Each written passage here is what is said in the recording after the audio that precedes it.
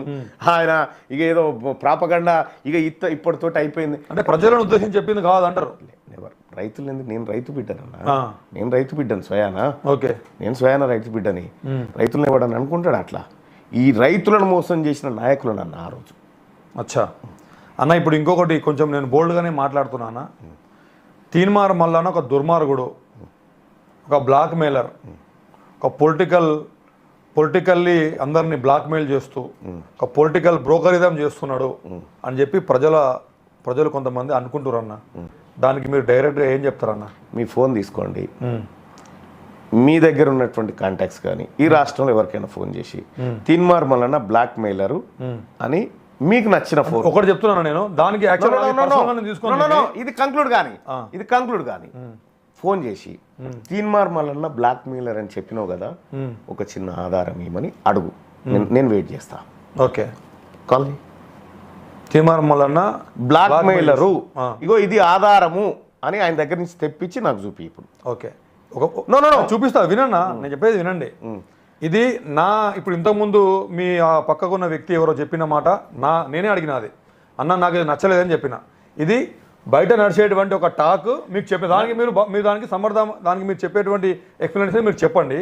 First point, దాన్ని మీరు explanation ఏందో అది చెప్పండి అని. నేను ఏమంటున్నా, నిరాధారమైనటువంటి ప్రశ్నకు అబద్ధానికి ఆన్సర్ చేయాల్సినటువంటి అవసరం లేదు. మరి అలాంటిది ఫస్ట్ ఆఫ్ ఆల్ నీవు క్వశ్చన్ వేసేటప్పుడు ఇది ఆధారము, నా దగ్గర ఉన్నటువంటి పర్టికులర్ ఆధారం ఇది, ఈ ఆధారంగా నేను క్వశ్చన్ అడుగుతున్నాను, ఒకటి సంపాదించి నాకు చెప్పు అంటున్నా. ఇప్పుడు ఆధారం నేను ఒకటి చెప్తాను, దానికి కొలాబరేట్ చేసుకుంటూ నేను ఇంకో ప్రశ్న అడుగుతున్నా. బ్లాక్ మెయిలరు అనేటువంటిది మీరు ఉచ్చరించారు, అవును, దానికి ఇప్పుడు ఆధారం చెప్పు. నాకు చెప్తా, దానికే చెప్తున్నా. మీరు బ్లాక్ మెయిల్ చేసి డబ్బులు సంపాదిస్తున్నారు. ఆనాడు నా దగ్గర డబ్బులు లేవు, మీ ఛాయ్ డబ్బులు ఇవ్వండి, మీరు బిచ్చం వేసినాం అనుకోండి, మీరు 5 రూపాయలు 10 రూపాయలు వేయండి అని చెప్పి నేను అంగీ లాగుతో నేను పాలిటిక్స్ చేస్తా అని చెప్పిన మల్లన్న ఇవాళ 100 కోట్లు సంపాదించిండు, పెద్ద పెద్ద కోట్ల కార్లలో ఎక్స్యూలో. ఇదంతా మీరు వినే ఉంటారు ఆల్రెడీ, నేను చెప్పేది కాదు, ఫస్ట్ అని చెప్పేది కాదు. అంటే నేను చాలా సార్లు సమాధానాలు చెప్పిన దీనికి, కానీ ఓకే, నేను పర్టికులర్ ఎందుకు అడుగుతున్నా అంటే దానికి సంబంధించి పర్టికులర్ ఆ క్వశ్చన్ సంబంధించి మీరు ఒకసారేమో నా దగ్గర అసలు డబ్బులు లేవు, నా దగ్గర దానికి నేను ఆధారం చూపిస్తా, నా దగ్గర డబ్బులు లేవు, మీరు అందరూ సపోర్ట్ చేయండి, నేను గొంతుకను అని చెప్పిర్రు.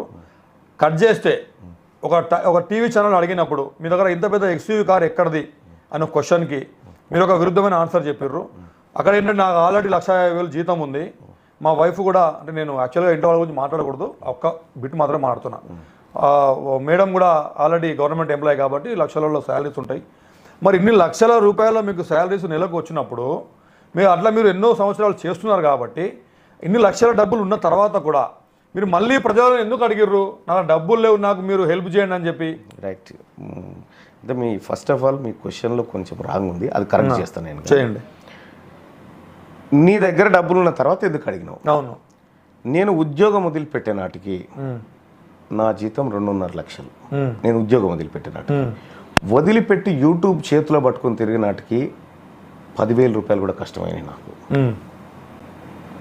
10,000 రూపాయలు కూడా కష్టమైనవి, 16,000 రూమ్ రెంట్ కూడా కష్టమైనవి నాకు. ఒక్కడిని ఆపుతున్నా, కార్ ఎక్కడి నుంచి కొన్నారని అంటే మీరు ఈ మాట చెప్పారు ఏంటి, నేను ఇన్ని సంవత్సరాలు ఇంత డబ్బులు సంపాదించినా నాకేం లేకుండా లేను, అదే డబ్బులతో కొన్నా అన్నట్టుగా మీరు చెప్పారు. మీరు ఒకసారి వెరిఫై చేసుకోండి, అది మళ్ళీ చూసుకోండి. అయితే ఆడ ఏది కోకాపేట సమ్ ఏదో ఏరియాకి పోతే అయితే నేను ఎక్కాల్సిన కారు వెనక బురదలో ఇరిగిపోతే ఆ భరత్ అని ఎవరు, ఇప్పుడు ఆయన పేరు, ఆయన కార్పొరేటర్, ఇప్పుడు తెల్లాపూర్ కార్పొరేటర్ భరత్, ఆయన కారు వచ్చింది, ఆయన ఎక్కన్నా అంటే ఎక్కిన, ఆ ఫోటో తీసి అది ఏం కారు ఉండే, వెల్ఫేరా? కాదు, ఎక్కడ వెల్ఫేర్, ₹1,00,00,000 విలువైన కార్ అది. ఓల్వో కార్ది ఫోటో వేసి, మీది కాదు అది, నా కారు కాదు, నా మన్ను కాదు, ఆ వెనక బురదలో ఆ కారు ఎనికిపోతే ఆడ బ్రహ్మంగారు భూమి కబ్జా పెట్టినంటే ఆడికి పోతే ఆ వెనక్కి ఇరిగిపోతే ఈయన లెక్కన్నా అంటే ఎక్కిన.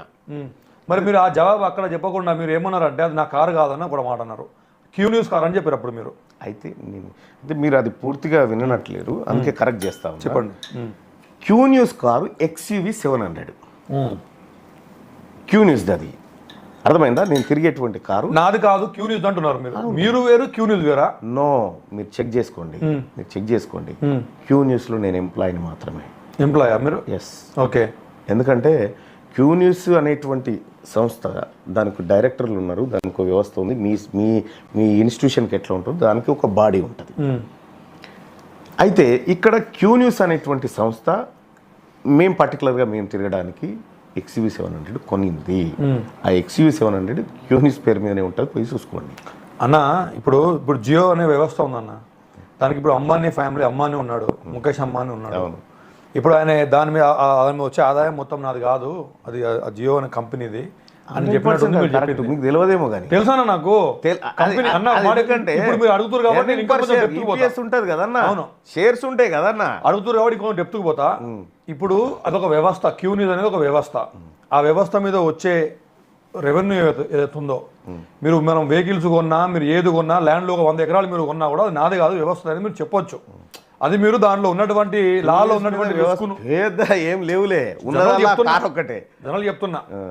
మీరు బాధ్యత తీసుకుంటే అవును ఇప్పుడు కొనొచ్చు అని తప్పేముంది. ఇప్పుడు 700 కొనే కాదు, మీరు ఎందుకు పోతున్నారు? పర్టికులర్ గా అది ఎక్కడదన్నప్పుడు ప్రశ్న నాదే. అవును భయ్, నాదే కార్ అది, నేను క్యూ డైరెక్టర్ ఫౌండర్ యొక్క కార్ అది, తిరగడానికి నీకు మనిషి అన్నాక నాకు కూడా కారు ఉంది. ఫస్ట్ ఆఫ్ ఆల్ మీరు దాన్ని డినై ఎందుకు చేసి మీరు దాన్ని మీరు తప్పుగా ఎక్స్పోజ్ అవుతున్నారు అని నేను ఎవరి కోసమో సంతృప్తి పరచడం కోసం చెప్పింది కాదు.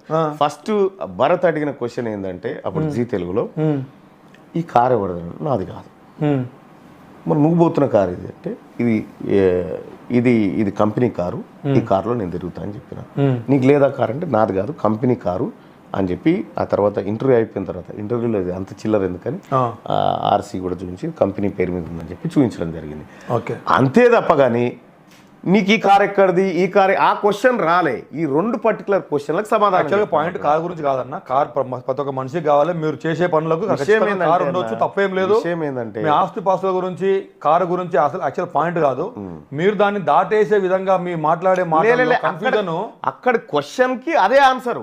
దాని వల్ల ప్రజలకు ఎందుకో ఏదో దాన్ని పర్టికులర్ గా ఆ ముక్కను మాత్రమే కట్ చేసి దానికి ఇంకోటి జత చేస్తే అర్థం మారిపోతుంది. నువ్వు వాస్తవం ఏందో పూర్తిగా చూస్తే దాన్ని నీకు అర్థమవుతుంది. ఓకే అన్న, నేను ఒక 2 స్టేట్మెంట్ చెప్తాను. ఇప్పుడు మీరు ఏ స్టేట్మెంట్ కట్టుబడి ఉంటారో చెప్పండి అన్న.